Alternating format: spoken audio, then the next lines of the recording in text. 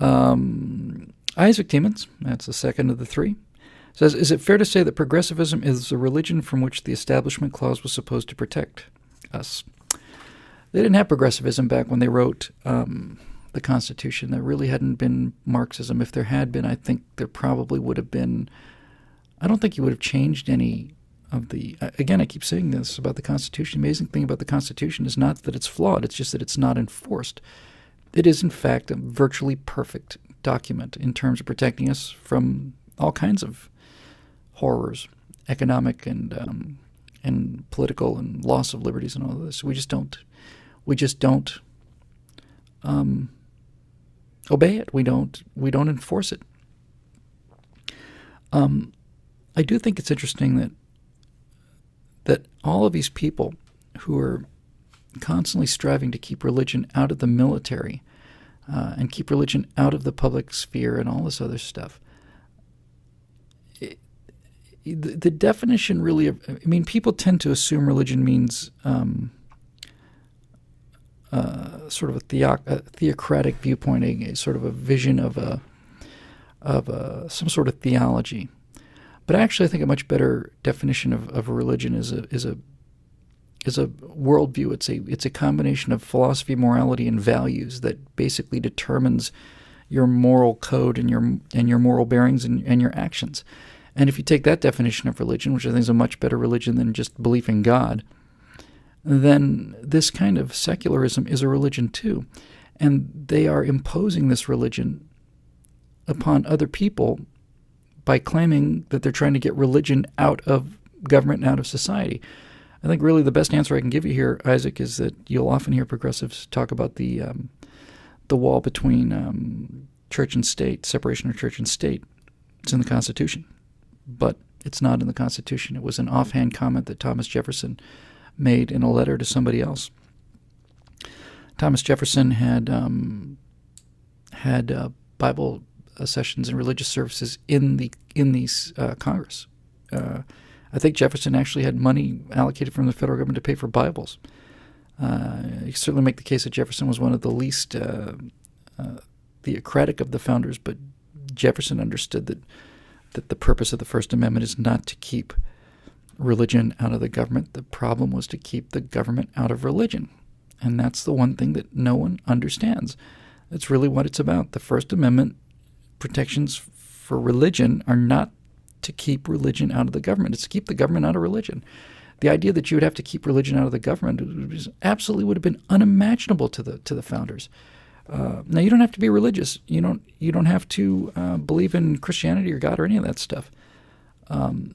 But you do have to understand that there is this idea that you can divorce the government from the Judeo-Christian values that are the common.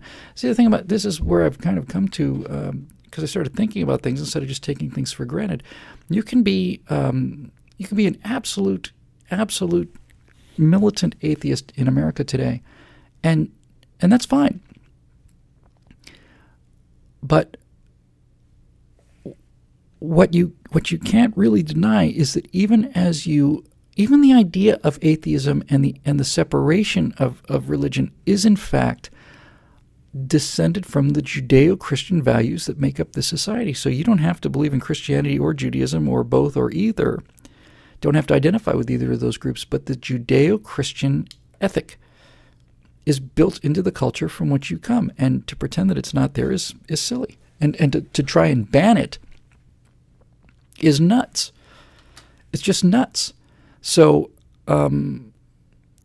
this is not a society based on Buddhist values. It's not a society based on Muslim values. It's not a society based on animist values or Confucian values or anything else. It is based on fundamentally Christian values, but also Judeo values, Jewish values.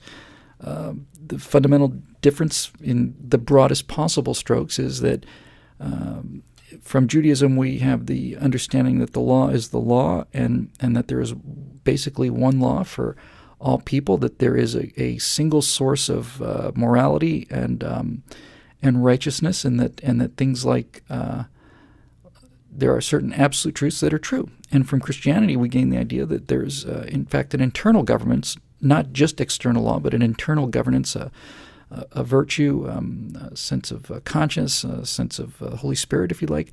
But there is an internal governance on our behavior. And since we govern ourselves internally, we don't need a large external government, a large external state watching everything we do and telling us what to do. If you look at societies based on Muslim values, Sharia-based societies, there is no sense of internal governance. That's why women have to wear sacks over their heads, and that's why you can't have alcohol or gambling or anything.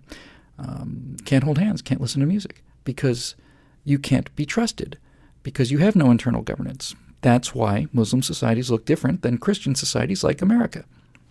Again, that doesn't mean that you have to be a Christian to live in America. It doesn't mean you have to buy Christianity. It doesn't mean you can't promote atheism or materialism or any of that other stuff. But to deny that those values are not the fundamental basis for why you're even an atheist is kind of silly.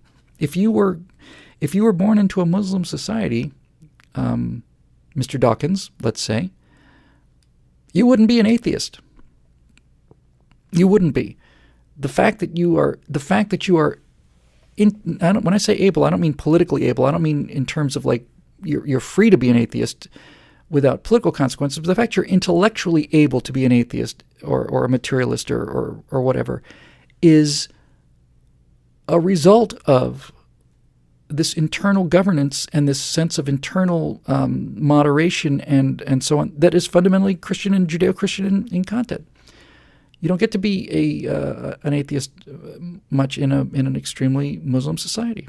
And in a Buddhist society, the entire idea of atheism as we understand it simply doesn't exist because there's no monotheism. You can't really be an atheist if there's no monotheism. And if you're an animist, obviously you can't be an atheist because the definition of being an animist is you believe there are gods in everything, gods of the river, gods of the trees, and so on.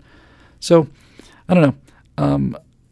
Back to the essence of the question, Isaac, progressivism is a religion. It is a series of morals, values, and philosophy that determine your behavior based on a moral code.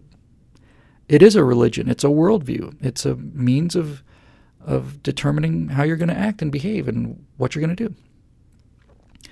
And so once you understand that progressivism and secularism is a religion as well, it should be afforded the same rights and protections as other religions and should have no more power. It doesn't, here's what I'm trying to say.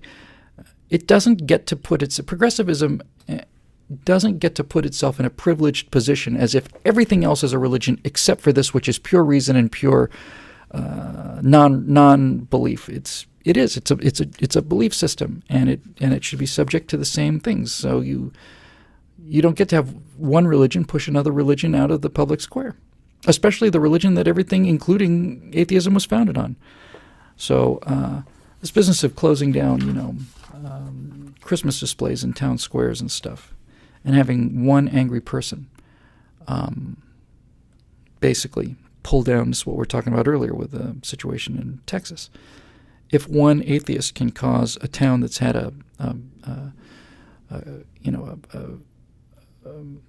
what's the word I'm looking for?